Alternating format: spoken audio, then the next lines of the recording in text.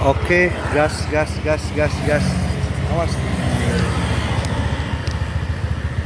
Bab 417, melepas celana di tempat, pemenang Oscar. Mungkinkah dia menyamar dengan munafik? Semua orang memandang Ji-Fei dengan ekspresi bertanya-tanya di mata mereka.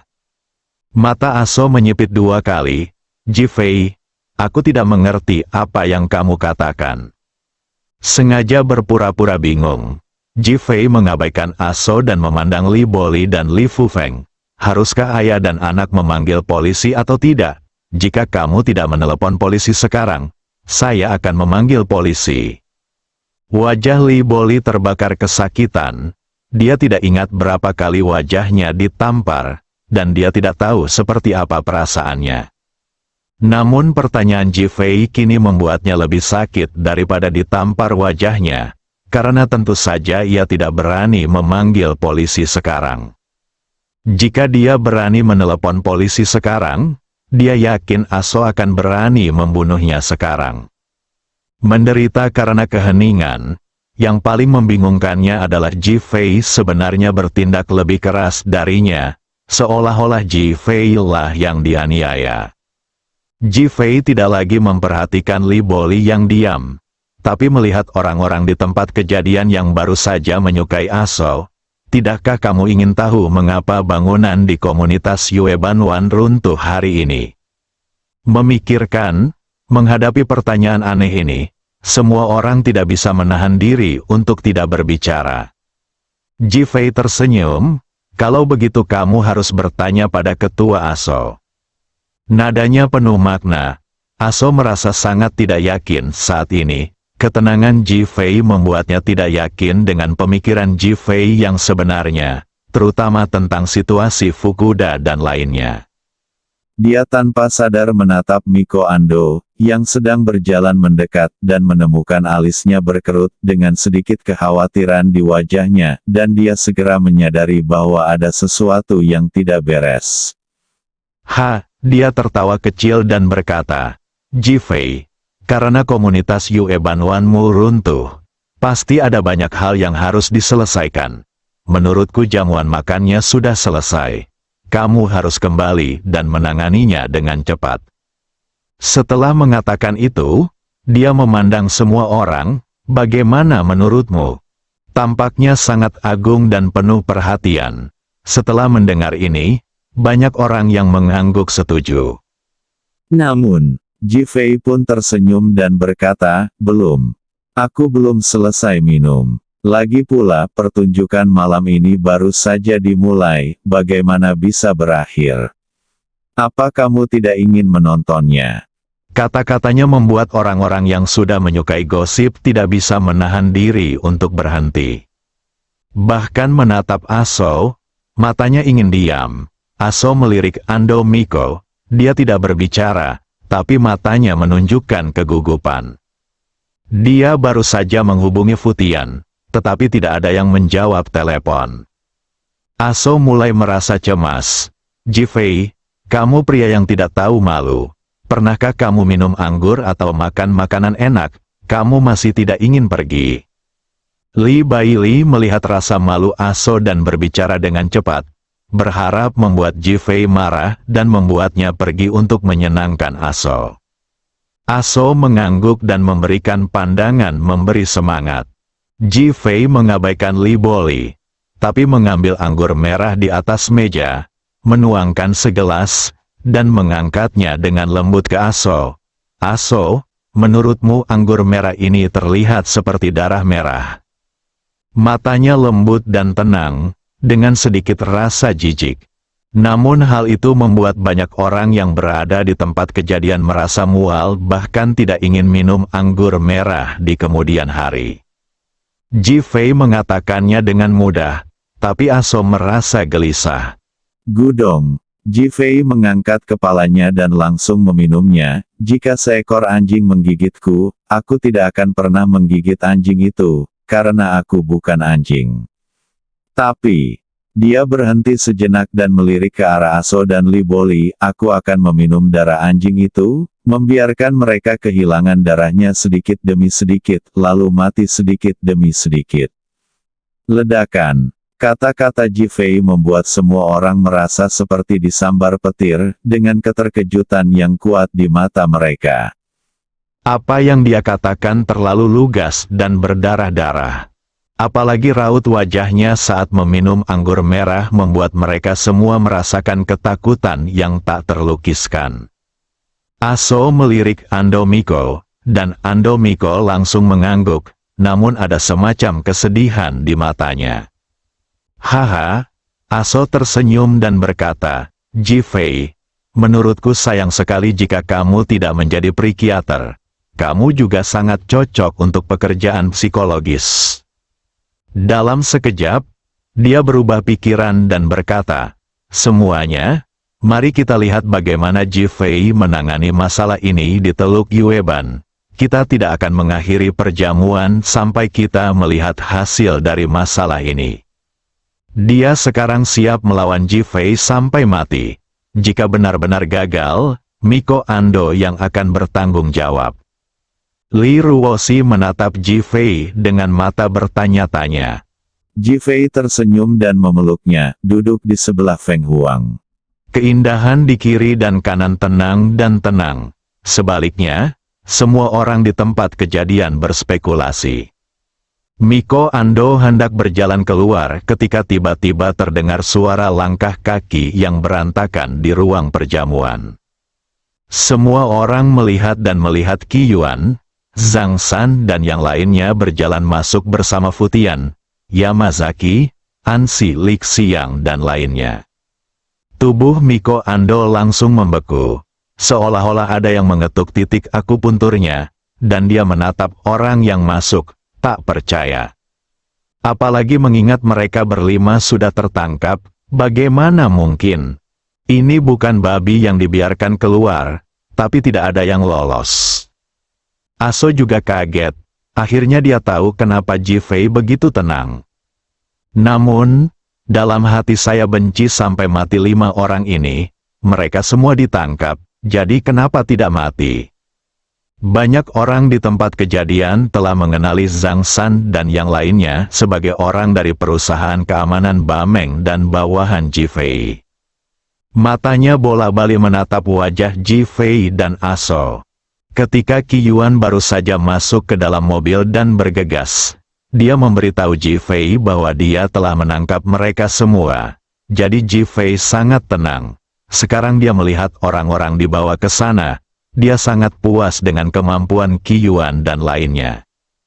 Kakak Ji, Zhang San dan yang lainnya maju untuk menyapa. Ji Fei mengangguk dan menatap Aso. Apakah kamu kenal salah satu dari orang-orang ini? Hati Aso mendidih karena amarah, dan giginya gatal karena kebencian. Namun dia tetap mengangguk langsung. Bagaimana aku bisa mengenal mereka? Tapi orang-orang ini terluka parah dan harus dikirim ke rumah sakit. Ketua Aso tidak ingin melihat mereka, kan? Ji Fei mengungkapkan sambil tersenyum. Aso merasa seolah-olah ada bola kapas yang dimasukkan ke dalam hatinya. Belum lagi betapa tertekannya dia menatap tajam ke arah Ji Fei, apa hubungannya denganku bahwa mereka ada di sini? Setelah berbicara, dia melihat ke arah Futian dan yang lainnya dengan peringatan. Futian dan yang lainnya memandang Ji Fei satu demi satu, wajah mereka dipenuhi amarah dan ekspresi memohon kematian. Awalnya aku mengira Ketua Aso akan mengenalnya. Karena dia tidak mengenalnya, itu mudah, aku tidak perlu menyelamatkan muka. Setelah Ji Fei selesai berbicara, dia melambaikan tangannya kepada Zhang San dan yang lainnya, buka celanamu untukku. Apa? Melepas celana Anda di depan umum? Banyak orang di tempat itu berseru, dan bahkan Aso mengira dia salah dengar. Dia menatap Ji Fei dengan keterkejutan di matanya. Futian dan yang lainnya ingin mengutuk, tetapi dialek Longguo mereka sangat buruk sehingga mereka akan mengungkapkan kebohongan mereka setiap kali berbicara, jadi mereka tidak berani. Terlihat raut cemas dan ketakutan di wajahnya. Pembuluh darah Aso muncul di dahinya. Jifei, salah jika kamu melakukan hal seperti itu dalam situasi seperti ini. Ini merupakan penghinaan bagi para tamu yang hadir. Semua orang di tempat kejadian juga tidak senang. Ya, ini terlalu gangster. Ini keterlaluan. Bagaimana kamu bisa melakukan hal seperti itu di saat seperti ini? Itu hanya penghinaan bagi kami. Oposisi muncul. CK, Zhang San sudah naik dan melepas celana Futian, segera memperlihatkan bagian bawah tubuhnya yang dibalut kain putih, mengenakan gaya khas yang Guo. Dahi, semua orang di tempat itu tercengang dan menatap Jifei. Bab 418 apa itu rekan senegaranya? Baga, Futian dan yang lainnya patah hati. Patah tangan dan kaki mereka sudah menyedihkan, tapi tindakan Jifei bahkan lebih kejam dan membuat mereka kehilangan muka. Aduh, Jifei tiba-tiba berteriak. Ternyata dia dari kampung halaman Aso, yang Guo. Hati Aso penuh dengan rumput dan lumpur. Jifei berpura-pura bingung dan sengaja mempermalukannya. Kami di negeri naga memiliki pepatah bahwa ketika sesama penduduk desa bertemu dengan sesama penduduk desa, matanya akan menangis. Aso, coba saya lihat apakah ada air mata di matamu. Jifei memandang Aso sambil tersenyum, lalu menggelengkan kepalanya dan berkata, tidak ada air mata, itu semua kemarahan. CK, sangat tidak manusiawi. Itu hanya tampilan yang mematikan. Itu membuatku merasa tidak enak. Haha. Setelah Jifei mengucapkan serangkaian kata, Aso merasa seperti dihirup oleh kertas yang basah kuyup yang tak terhitung jumlahnya. Dia benar-benar tidak bisa bernapas dan sepertinya sekarat kapan saja. Zhang San, jangan tersinggung, berposelah untuk orang-orang ini. Ambil gambar lebih dekat, biarkan identitas mereka terungkap, dan lihat apakah Anda dapat mengejutkan kami. Jifei terus memberikan instruksi kepada Zhang San. Zhang San dan yang lainnya menghilangkan kebencian mereka, buka semua celana mereka dan lihat apakah mereka semua berpakaian seperti ini. Beberapa orang segera berjalan menuju Yamazaki dan yang lainnya. Zhang San berjalan langsung menuju Ansi Lixiang. Untungnya bagi yang lain, Anzai Rika adalah seorang wanita, dan ketika dia mengira bahwa dia adalah wanita Aso, jika dia melepas celana dalamnya di depan umum, bahkan jika celana dalamnya terbuka, dia akan mati karena malu dan marah. Apalagi dia seorang ninja. Jika tersiar kabar tentang ini, bagaimana dia bisa kehilangan muka? Baga, bunuh aku, serangkaian kata-kata yang Guo keluar, dan dia memandang Aso dengan doa yang dalam. Hati Aso terus bergetar, dan amarahnya mulai meletus seperti gunung berapi. Berhenti, Aso berteriak keras. Meiko Ando dan Noriko Ando langsung melangkah maju dan bersiap menyerang Hariyama dan lainnya. Suasana di tempat kejadian seketika menjadi sangat tegang. Jifei memandang Aso dan mengangkat sudut mulutnya. Aso, apa maksudmu? Apakah mereka orang-orangmu? Aso menarik napas dalam-dalam. Tidak, Jifei mencibir. Saat ini, dia masih tidak mengakuinya. Apakah itu memprihatinkanmu? Kami semua berasal dari kerajaan Yang, dan saya tidak bisa melihat rekan senegaranya dipermalukan. Cek-cek. Jifei bersuara dan melihat orang-orang dari kerajaan naga di tempat kejadian, apakah kamu mendengar itu? Saya dari kerajaan Yang, dan orang-orang dari kerajaan Yang tidak bisa membiarkan orang-orang dari kerajaan Yang dipermalukan. Kata-kata, meremehkan, namun, orang-orang di kerajaan naga langsung tersipu dan merasakan rasa malu yang tak terhingga di hati mereka.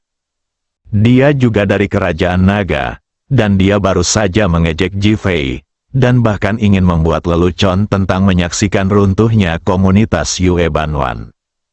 Bahkan lebih tidak dapat diterima lagi bagi orang-orang dari kerajaan yang untuk melakukan hal-hal buruk di kerajaan naga.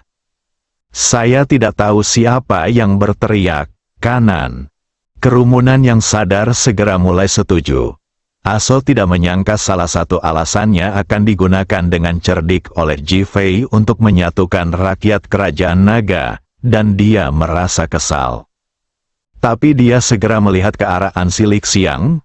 Apa yang kamu lakukan hingga mereka menyerangmu? An Si Lik Xiang segera mengerti. Kami baru saja mengemudi di jalan raya, dan mereka datang dan menyerang kami, dan bahkan memukuli dan menangkap kami seperti ini. Wajahnya penuh kesengsaraan, seperti korban. Baga, Ji Fei, kamu menculik. Ji Fei tidak berkata apa-apa, tapi menatap Zhang San. Patah, Zhang San seperti mulut bagi An Si Lik Xiang. Engah, An Si Lik Xiang memuntahkan seteguk darah dan memandang Zhang San dengan kebencian dan tidak berkata apa-apa. Kamu menculik orang dan masih berani memukuli mereka? Aso merasa sangat tertekan saat melihat An Zai Rika dipukuli. Patah, Zhang San berkata lagi. Miko Ando dan Noriko Ando menyerang Hariyama. Qi Yuan tiba-tiba melangkah maju dan meninju kedua wanita itu dengan tinjunya. Bang, Miko Ando dan Noriko Ando keduanya berteriak pelan pada saat yang sama dan mundur 5 atau 6 langkah sebelum berdiri teguh. Patah, Zhang San memberi An Si Lik Xiang seteguk lagi. Dia tidak berkata apa-apa. Dia hanya memukuli saya. Pemukulan tersebut membuat An Si Lik Xiang marah dan marah. Bahkan membuat Mas sangat marah hingga seluruh tubuhnya gemetar, dan dia tidak berani berbicara dengan santai meskipun dia ingin berbicara. Bunuh kami. An Si Lik Xiang tidak tahan dengan penghinaan dan berteriak dengan marah. Patah, Zhang San berkata lagi. Aku ingin mati? Tidak semudah itu. Aku akan membiarkanmu hidup tanpa martabat. Aso meraung marah. Panggil polisi, cepat panggil polisi. Tidak perlu, polisi sudah ada di sini. Ji Fei tersenyum dan melihat ke pintu dan berkata. Wah. Semua orang melihat sekeliling dan melihat Kong Dali menyerbu masuk bersama selusin petugas polisi. Mata mereka langsung tertuju pada wajah An Si Lik Xiang dan yang lainnya, lalu menatap Ji Fei. Aso, polisi ada di sini, cepat panggil polisi. Ji Fei tidak hanya tidak takut, tapi juga menatap Aso dan berkata sambil tersenyum. Aso merasa sangat sedih dan segera melangkah maju. Polisi, para preman ini melukai rekan-rekan saya dengan parah dan memukuli mereka di depan umum. Mereka semua diperintahkan oleh Ji Fei. Mata Kong Dali tertuju pada wajah Aso. Dengan cibiran di wajahnya, kamu bilang mereka melukai rekan senegaramu dengan serius. Aso tertegun sejenak, merasa suaranya salah, tapi dia langsung mengangguk, ya. Apakah kamu kenal mereka? Aku akui, aku tidak mengenalnya. Aso hampir mengatakan bahwa dia mengenalnya secara langsung. Dia memandang Kong Dali di depannya dan merasa sedikit aneh, seolah-olah ada konspirasi menggoda di wajahnya. Lebih baik jika kamu tidak mengenalnya. Jika tidak, hukum kerajaan naga tidak akan peduli apakah kamu seorang Aso atau Aso. Setelah Kong Dali selesai berbicara, dia melihat ke arah polisi di sampingnya dan berkata, bawa pergi kelima orang ini. Segera seorang petugas polisi berjalan mendekat dan mulai memborgol mereka. Aso sedikit bingung sekarang. Mengapa polisi menangkap orang tanpa menanyakan atau menyelidiki kapan mereka datang? Siapa yang memintamu menangkap orang? Teriak Miko Ando tajam, berusaha menghentikannya. Kong Dali memandang Ando Miko dan bertanya dengan suara dingin, siapa kamu? Saya Miko Ando, sekretaris ketua Aso. Miko Ando. Kong Dali bingung dan memeriksa. Ya, Saya tidak akan membiarkan Anda menangkap rekan kami tanpa pandang bulu. Tidak masalah, Kong Dali berkata sambil tersenyum, dan tiba-tiba melangkah maju sambil memborgol pergelangan tangan Andomiko. Andomiko dengan cepat mundur untuk menghindar. Jangan bergerak. Jika kami menangkapmu, kami akan menembakmu di tempat. Petugas polisi lainnya menodongkan senjatanya ke arah Miko Ando. Miko Ando tertegun sejenak, ketakutan di dalam hati, dan bertanya dengan ragu, "Mengapa Anda menangkap saya?" Karena ini, setelah Kong Dali selesai berbicara, dia mengeluarkan ponselnya dan membukanya dengan lembut. Fukuda, tolong segera bawa orang-orang untuk mempersiapkan dan menggunakan bahan korosif yang baru kami kembangkan untuk menemukan cara yang menyebabkan bangunan di Teluk Yueban runtuh secara alami. Suara Miko Ando terdengar dari telepon. Bu Miko Ando, berapa gedung yang akan kita robohkan? Suara Fukuda merespons, pergilah 4 orang dan robohkan 4 bangunan. Hai, tidak. Biarkan Ansilix yang pergi juga. Dia, ya, biarkan pelacur kecil itu pergi bekerja dan berhenti berpura-pura menyendiri setiap hari. Jernih, adegan itu sunyi. Semua mata tertuju pada Miko Ando. Wajah Andomiko seputih kertas. Bersambung.